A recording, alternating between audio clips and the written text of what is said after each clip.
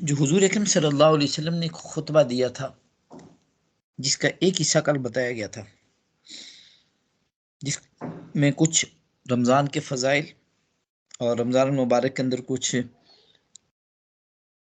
आमाल बिलखुसूस मवासात खैर ख्वाही में एक दूसरे इंसान के भले को सोचना।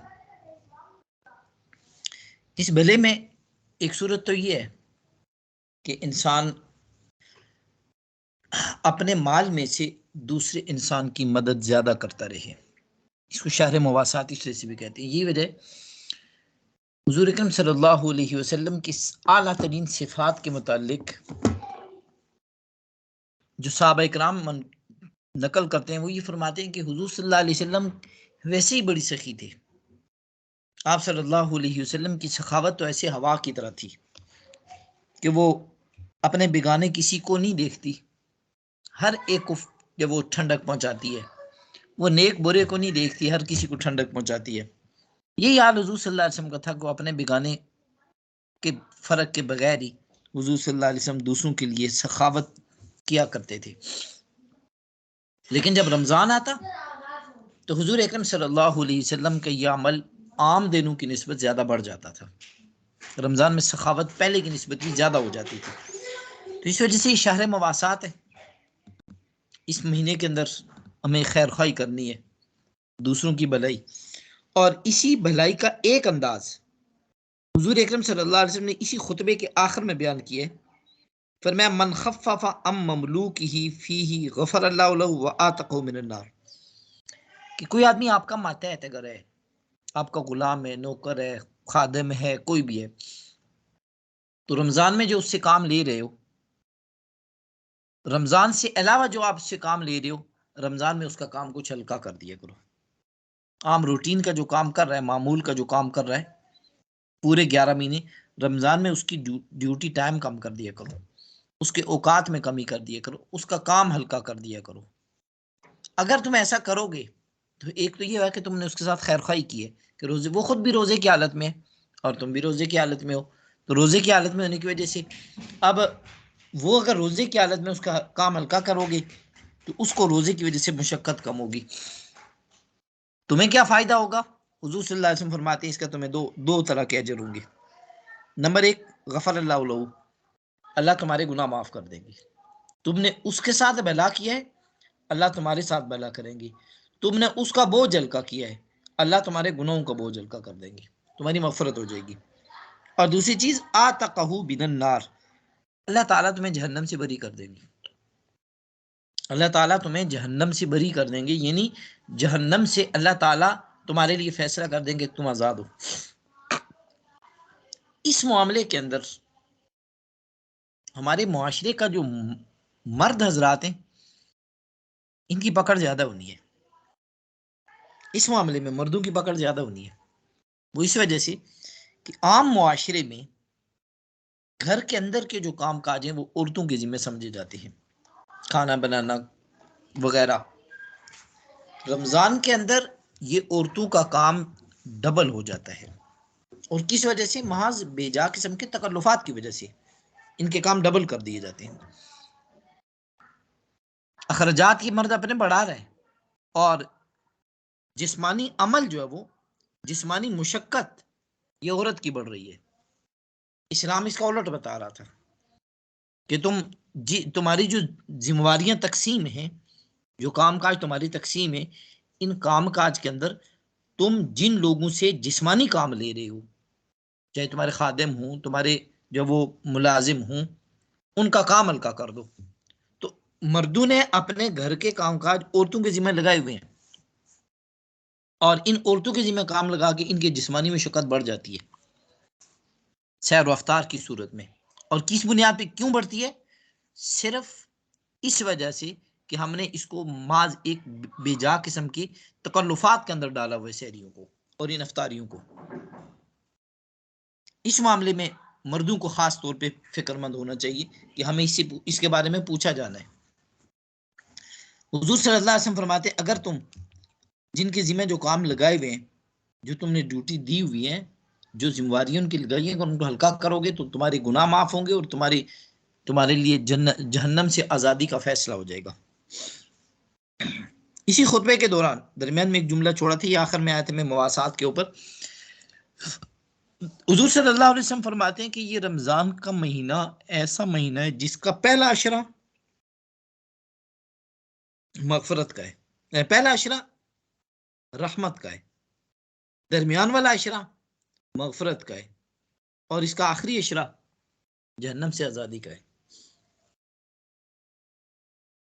इस हदीस के, इस जुमले के बहुत सारे माना बयान किए, मगर ये सिर्फ एक जगह नहीं, बहुत सारी जगहों पे हुजूर सल्लल्लाहु अलैहि वसल्लम ने इस रमजान की ये फजीलत बयान की है कि पहला अशरा रहमत है, दूसरा अशरा इसका वो मगफरत का है, और तीसरा अशरा जहन्नम की आज़ादी का है। एक आसान सा माना तो ये बयान हुआ है, एक आसान सा माना कि रमजान जो ही आता है तो अल्लाह की तरफ से रहमतें नाजिल होना शुरू हो जाती हैं और लोग अमाल करना शुरू कर देते हैं।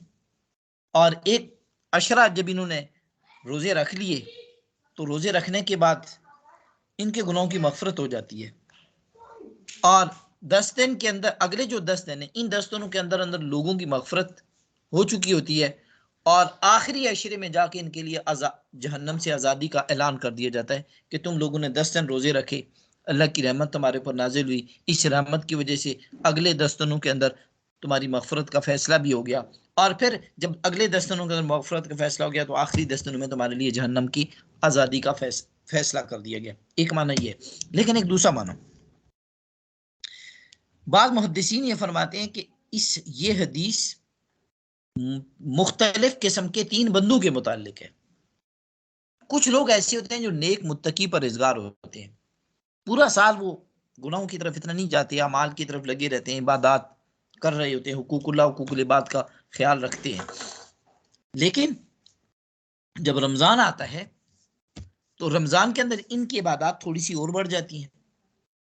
जब ये मजीद बढ़ गई तो ये तो पूरा साल ही इन लोगों के अमाल ठीक थे, अल्लाह इनसे राजी है, रमजान शुरू होते साथ इनके ऊपर तो रहमतें नाजिल होना शुरू हो गई, ये पूरा महीने इनके ऊपर रहमतें नाजिल होती रहेंगी। जब ये दूसरा अशर शुरू होगा, ये एक तबका, एक किस्म के लोग हैं, यानी इनके शुरू के अंदर ही रहमतें नाजिल होगी। दूसरे किस्म के वो लोग हैं जो दरमियाने दर्जे के हैं, न इतने अमाल सालिया में तेज है, न इतने ज्यादा जो वो गुनाहों के नहीं, इनके गुनाह जितने भी हैं वो और नेकियां मिले जुले काम है, गुनाह भी करते रहते हैं, नेकियां भी करते रहते हैं, तौबा इस्तगफार की तरफ कभी ध्यान दिया कभी ना दिया। ये लोग जब रमजान आते हैं तो 10 दिन रोजे रखते हैं, 10 दिन मुशक्कत बर्दाश्त करते हैं, तकलीफ बर्दाश्त करते हैं, इबादत में वक्त गुजारते हैं। तो जब ये रमजान के पहले 10 दिन गुजरते हैं तो दूसरे 10 के अंदर ये दूसरे दर्जे वाले लोग ये भी अल्लाह ताला से मगफरत का फैसला करवा ही लेते हैं। तीसरे दर्जे के वो लोग हैं कि जिन्होंने अपनी सारी जिंदगी 11 महीने रब की शदीद नाफरमानियों में गुजारी होती है, अल्लाह ताला के अहकामात को तोड़ने में लगे हुए होते हैं, लेकिन जब रमजान आता है तो इनको एहसास हो जाता है, ये रमजान में आके अपने हाल के ऊपर तवज्जो देते हैं, अपनी फिक्र करते हैं, और अपने हालात के ऊपर, ये हालात का जायजा लेते हैं, और उसके बाद ये पहले 10 दिन भी रोजे रख लिए, दूसरे 10 दिन भी रख लिए, ये 10-20 दिन इन लोगों ने मेहनत मुशक्कत मुजाहिदा तकलीफ बर्दाश्त कर ली, अल्लाह ताला से तौबा इस्तगफार करते रहे, माफिया मांगते रहे। रमजान से पहले तो इन लोगों के ऊपर जहन्नम वाजिब हो चुकी थी, अगर इसी हाल में मरते तो इन लोगों के लिए जहन्नम वाजिब थी, इसी हाल में मरते तो जहन्नम वाजिब थी। लेकिन 10-15-20 दिन इन्होंने मेहनत मुशक्कत करके इन्होंने अल्लाह को राजी कर लिया, ये जा तो जहन्नम के रास्ते पे रहे थे लेकिन इनका भी काम बन गया, इनको भी अल्लाह ताला ने जहन्नम से आज़ाद कर दिया। तो ये मुफस्सिरीन ने इसका ये माना भी बयान किया मुहद्दिसीन ने कि ये 3 किस्म के लोगों के मुतालिक है। रमजान के अंदर कुछ लोगों ने पहले अशरे की दुआ और दूसरे अशरे की दुआ और तीसरे अशरे की दुआ ये मखसूस की हुई है कि पहले अशरे में ये वाली दुआ पढ़े, दूसरे अशरे में ये वाली पढ़े, तीसरे अशरे में ये वाली पढ़े। इस तरह का कोई मसनून अमल नहीं है, ना हुजूर सल्लल्लाहु अलैहि वसल्लम ने इस तरह की कोई तलकीन की है। हुजूर अकरम सल्लल्लाहु अलैहि वसल्लम ने रमजान अल मुबारक के अंदर करने के लिए 4 काम बताए हैं। हुजूर अकरम सल्लल्लाहु अलैहि वसल्लम ने फरमाया कि तुम रमजान मुबारक में ये 4 काम किया करो। नंबर 1 ये कि हुजूर सल्लल्लाहु अलैहि वसल्लम फरमाते हैं कि तुम इस रमज़ान मुबारक में अल्लाह ताला से ये दुआ मांगा करो कि मुझे जहन्नम से महफूज रखना। ये हदीस है, ये मसनून अमल है कि एक तो ये कि तुम अल्लाह ताला से दुआ मांगा करो कि अल्लाह मुझे जहन्नम से महफूज रखना।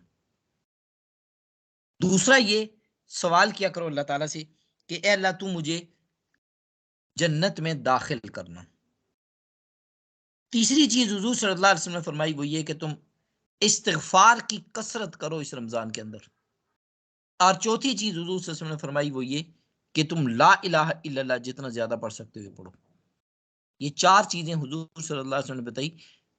ये दुआ मांगो कि मुझे जहन्नम से बचा, ये दुआ मांगो कि मुझे जन्नत में दाखिल कर, और इस्तिगफार कसरत से करो, और ला इलाहा इल्लल्लाह ये कसरत से पढ़ो। ये चार काम मसनून अमल हैं जो हुजूर सल्लल्लाहु अलैहि वसल्लम के अक़वाल से मौजूद है। हुजूर सल्लल्लाहु अलैहि वसल्लम ने फरमाया कि ये चार काम हैं जो तुम्हारे लिए करने के हैं। और हुजूर अकरम सल्लल्लाहु अलैहि वसल्लम के अपने फेल से, अपने अमल से जो चीज़, एक पांचवी चीज़ मौजूद है वो ये कि इस माह मुबारक के अंदर ज़्यादा से ज़्यादा सदका व खैरात करना। और तीसरी चीज़ जो हुजूर जो पांचवी छठी चीज़ जो ये है कि इस माह मुबारक के अंदर नफली इबादत भी जितनी ज्यादा से ज्यादा हो सके इंसान करे, जितनी ज्यादा से ज्यादा हो सके। सहाबा इकराम के बारे में तो हुजूर अकरम सल्लल्लाहु अलैहि वसल्लम का तो ये अमल मौजूद है कि जब रमजान आता तो हुजूर सल्लल्लाहु अलैहि वसल्लम पहले की निस्बत ज्यादा कमर बांध लेते थे, और फिर जब आखिरी अशरा आता था तो हुजूर सल्लल्लाहु अलैहि वसल्लम तो अपनी तैमन को खूब कस के बांध देते। तैमन बांधना ये एक मुहावरे के तौर पर इस्तेमाल होता है ना, जैसे उर्दू में कहते हैं कि फलां काम के लिए बंदे ने कमर बांध ली है। ये इस मामले में कि वो काम जो जाहिरन देखने में मुश्किल लगता है, लेकिन इंसान जिस अंदाज की ताकत रखता हुआ नजर आता है, इंसान अपनी तौफीक, अपनी हिम्मत, अपनी ताकत से थोड़ी ज्यादा मिकदार में करने की कोशिश करे। ये उर्दू जुबान के अंदर एक मुहावरे के तौर पर होता है। अरबी में भी ये इस्तेमाल होता है कि इसने इस काम के ऊपर तैबंद बांध ली है, यानी इस आदमी ने बिल्कुल कमर कस ली इसके ऊपर कि मैंने ये काम करना है। तो हुजूर अकरम सल्लल्लाहु अलैहि वसल्लम इस माह के अंदर अपनी आम जो मामूल था उससे ज्यादा करते थे, जो इस बात की तरफ तरगीब है कि इस रमजान के अंदर तुम अपनी ताकत जो है उससे भी थोड़ा सा ज्यादा करने की कोशिश करो, क्योंकि महदूद वक्त है। जी, कोई सवाल हो तो पूछ लीजिए।